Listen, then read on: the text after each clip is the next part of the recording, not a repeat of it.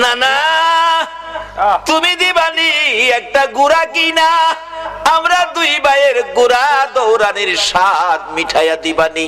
আবু বকর ডাকতেছেন, উমর তুমি কি দেখেছো? উমর বলেন, আমি মসজিদে নববীর বারিন্দার পাশে দাঁড়িয়েছিলাম, আমি দেখি আমার নবী নাতিদয়কে খুশি করার জন্য বারিন্দায় হামাগুড়ি দিলে গুড়ার মতো হইলে দুই ভাই নবীজির পিঠ মুবারকে চড়ে বসছে। আমার নবী গুড়ার মতো অভিনয় করে এদিকে যায় ওদিকে যায়, আবার ডাকতেছে, হাসাইন হুসাইন বলো তোমাদের গুড়া দৌড়াইবার স্বাদ মিটছিনি? আবু বকর, আমি উমর দেখেছি, মুস্কি মুস্কি হাসতেছিলাম এই ঘটনা দেখে। আমার নবী প্রশ্ন করে, এরে উমর হাসতেছো কেন? হুজুর হাসি কি ভাগ্য, হাসাইন হুসাইন কত দামি ঘোড়ার উপর সওয়ার হয়েছে। আমার নবী চোখের পানি ছেড়ে দিলেন, এরে ওমর শুধু দামি ঘোড়াটাই দেখলা তুমি, যারা ঘোড়ার পৃষ্ঠে বসেছে তারা কত দামি তুমি দেখলা না? আমার নবী এত আদর করতেন হাসাইন আর হুসাইনকে। এমনি সময় উমর ফারুক ডাকতেছে, আমি দেখেছি নবী দুই নাতির দুই গালে চুমাইতেছে।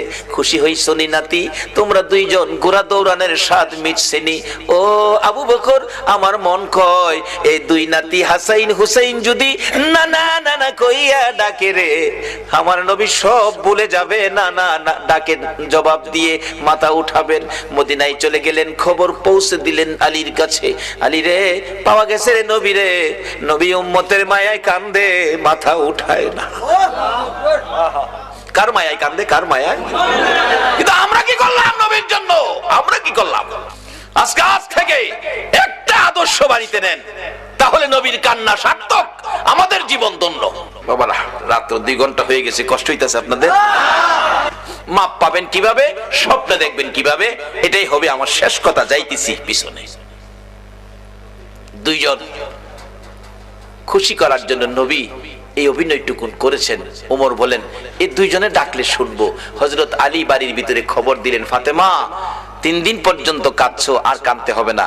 খবর পাইছো? বাবারে পাওয়া গেছে। হাসাইন হুসাইন না গেলে আসবে না, উম্মতের জন্য নবী কাঁদতেছে।